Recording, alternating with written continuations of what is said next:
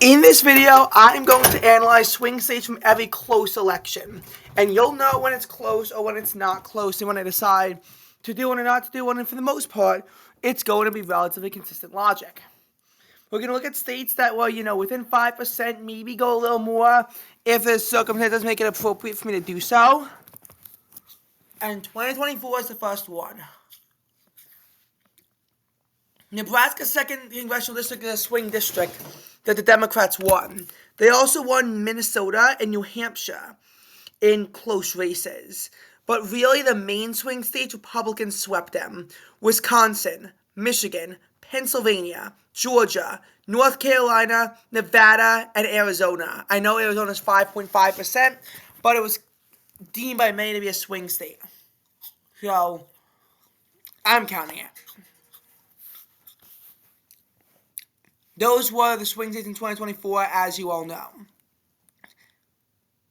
And again, when Republicans have the edge in terms of the Electoral College, it's going to shift my thinking too. Like, I'd be much more likely to think that a state that voted for the Republicans by 5.5 points is a swing state in comparison to a state that voted Democrat by 5.5 points. Of course, you can't always analyze it by that because they don't always align, but I feel like in this case too, the tipping point state also aligned pretty nicely with the popular vote in 2024, which, we haven't really seen them align so closely since 2004. 2024 and 2004, in a lot of ways, are very similar elections. Again, not a perfect comparison, but in a lot of ways, they're very similar. A lot of ways. 2020, Biden wins this election, winning most of the swing states: Wisconsin, Arizona, Georgia, Pennsylvania, Michigan, Nevada. Trump does win North Carolina, and at this point, I would say Florida's a swing state. Again, in a Democratic victory, especially when the Democrats win the popular vote by 4.5 points, I would have a hard time really saying Florida was a swing state. But when you realize that the tipping point state was like around 1%, and you realize how much of an edge Republicans had, you could probably make an argument for adding Florida in. Also, Florida, is still under 5%, and, some states that were just barely over 5%, like Nebraska's second congressional district, voted for Biden by 6.6 points, so you could probably throw that in if you're going by relatively close to the popular vote comparison. And I guess New Hampshire and Minnesota could also probably be added in, as swing states have shifted right far enough. 2016, Trump wins Pennsylvania, Wisconsin, Michigan. Arizona is close in this one, and so is North Carolina and Florida. The Arizona one was a bit of a shocker. Even Georgia, 5.1, so not really in swing state category yet. And New Hampshire is very close with Democrats, so is Maine, so is Minnesota. And at this point, even states like Colorado and Nevada are relatively close in favor of the Democrats. And again, Colorado's a bit of a surprise when you realize how far left the state has shifted since. 2012, the problem is that, as you can see, give these 60 votes to Romney, and Obama still has 272 and still wins. You have to go to Pennsylvania and Colorado to find the tipping point states in this election, and I just don't feel like doing it. Same in 2008. In order to get to the tipping point state, even if you add these close states and you subtract 74 from Obama, he still wins. Colorado and Iowa represent the tipping point states, and again, Iowa is almost double digits in favor of Democrats for a tipping point state. 2004 is another good election. You see a close win for the Republicans in Iowa and New Mexico. The deciding state was Ohio. Florida's 5 points, so you can throw that into. Nevada and Colorado were also close for the Republican Party. For the Democrats, they had close races in states like New Hampshire, Michigan, Pennsylvania, Wisconsin, Minnesota, and Oregon was even competitive, at this point. Also, what's interesting about 2004 is how solid Democrat states now are still close. Like Hawaii, Kerry wins by 8.7 points. California, Kerry wins by 10 points. Washington, Kerry wins by 7 points. And Oregon, 4 points.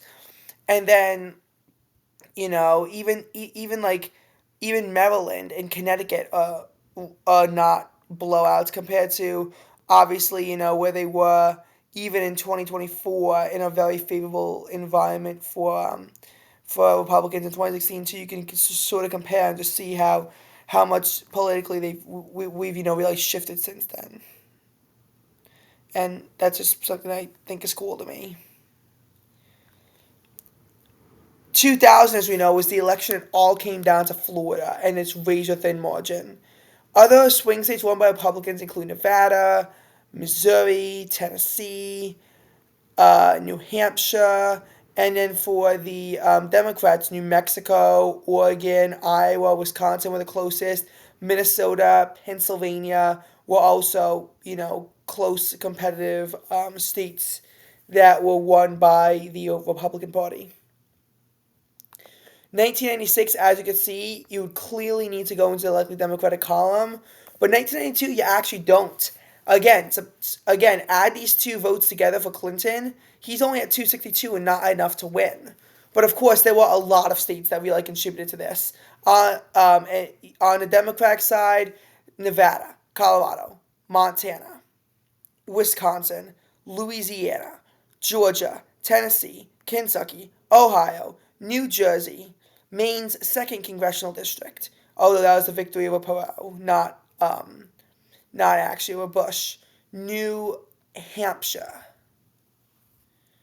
All close wins by Democrats. On the Republican side, still some close wins. North Carolina is a close win for the Republicans. Florida is a close win for the Republicans. So is Texas, and so is South Dakota. And I think in Arizona too. And it's just weird to me as to how much the nation really shifted politically so much since then to really produce, where these are swing states that are, and somewhat relevant swing states too. Because again, you take all these votes away. If Tennessee flips red, Bush wins, assuming every other state has an equal shift. And you can also see how much different this nation was politically when you realize where the swing states were in this election.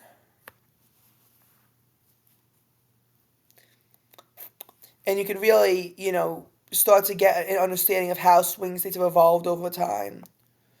1988, it does go into the likely Republican column. 1984 was a landslide for Republicans. 1980 also goes into the likely Republican column. 1976, though, again, the swing states were very relevant and they were very plentiful on really both sides of the coin. It came down to Ohio. Take Ohio away and wait. No, he'd still win. I think it actually came down to Wisconsin at the end of the day. Let me just look at this. Yeah, it was Wisconsin. And again, Democrats really had a ton of swing states because besides from Ohio, you also had, as close competitive states, you had New York, Pennsylvania, Wisconsin, Missouri, Mississippi, Texas. Hawaii was competitive at this point in a meaningful election. Hawaii was a meaningfully competitive state. And yeah. And Republicans still had some victories. California, which again is just weird how it evolved. So since then, Nevada, Oregon, Washington, South Dakota, Iowa, Illinois. Yes, Oklahoma was a swing state at this point. New Mexico, Virginia, New Jersey, Maine. All of Maine was close. It's just weird to see.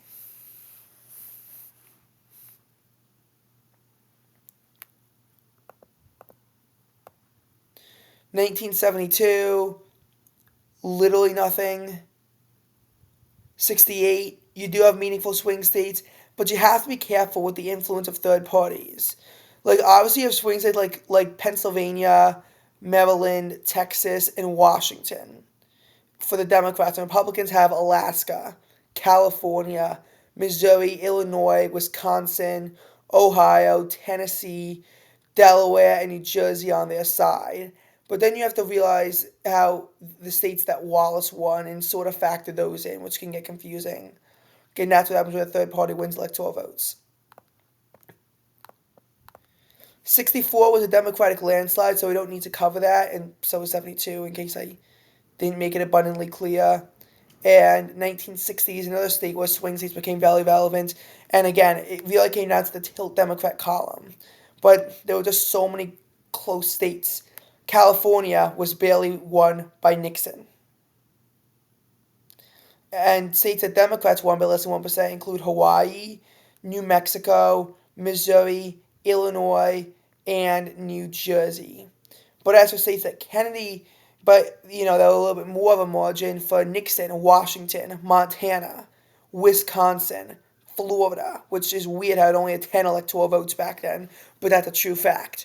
And then for the Democrats, the Carolinas, both of them, Pennsylvania, Texas, Nevada, Minnesota, Michigan. Also, a weird thing about 1960 is Hawaii and how close it was. Initially, Nixon actually won the state, and Nixon was seen to be likely to win Alaska's electoral votes. And I forgot in 1960 that Alaska was a swing state. I meant to say Alaska, not Hawaii. Oh my God. It was the only one of two presidential elections where it voted more Republican than the national average. 1972 was the other one. But it's weird how close it was back then to how solid it is now.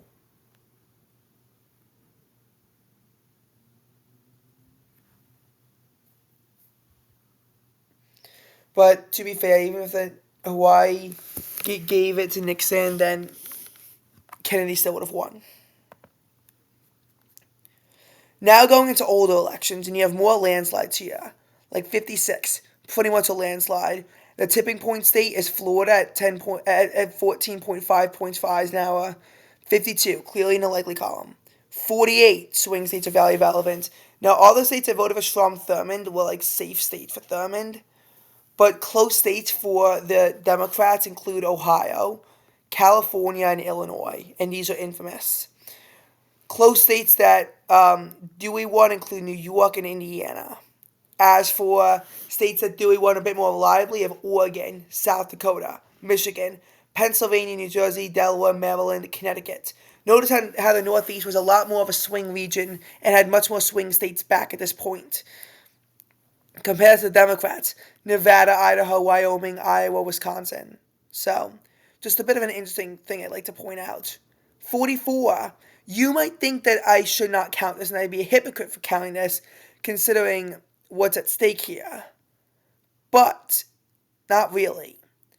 Because if you go through all the likely Democratic states, and you have New Jersey, Pennsylvania, Maryland, Illinois, Missouri, Michigan, New Hampshire, Idaho, Oregon, then it goes to the likely column, and New York is enough to swing it, and it was 5%, 5.01.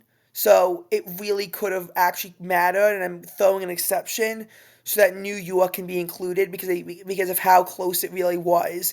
And just think, 0.02% of a shift to the right, it's still 432-99 in favor of FDR, and yet it actually becomes a reasonably close election because Dewey was close to anything to winning this election. Also, states that Republicans barely won include Wyoming. Yes, Wyoming actually was a swing state at one point. Iowa, Wisconsin, and Maine, which would have for Dewey about 5%, but notice how it's 4.99 in reality. Oh, and I forgot Ohio.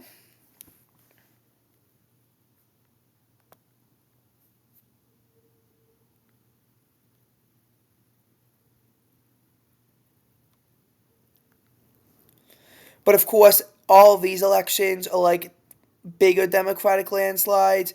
Then you have a series of Republican landslides before that. But then 1916, a close election. It came down to California. And Republicans had now victories in West Virginia and Indiana. Notice that the South was much more solid Democrat, but the Northeast had a lot of Republicans, but then again, a lot of close states. And Minnesota is also close for the Republicans. Connecticut, Massachusetts, Maine narrowly voted for the Republicans, and then for Oregon and South Dakota. States that narrowly voted Democrat include North Dakota, New Mexico, Missouri, New Hampshire.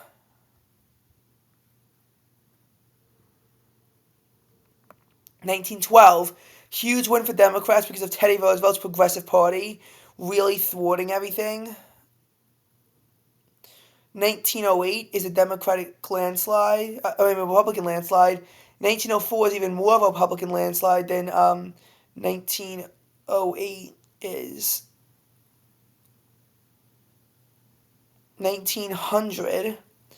Still a big win for the Republican Party. 1896, I can't tell. And this is taking a long time, so we're not going to get to it.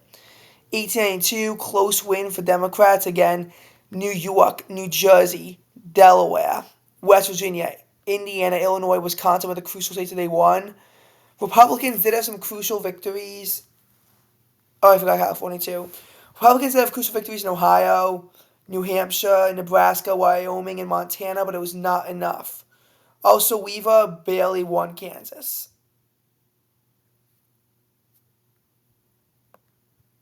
1888. Again, here are the difference makers, as you can see. 1884, I'm going to point out how close New York was and how it could have literally swung the election. And yeah, that's like your history of swing states affecting through the nation. You can see as I go through this map as to how they really evolved over time. And I think it's just something that's cool to look at. It's also cool to see how electoral college have shifted over time, how the parties have shifted over time.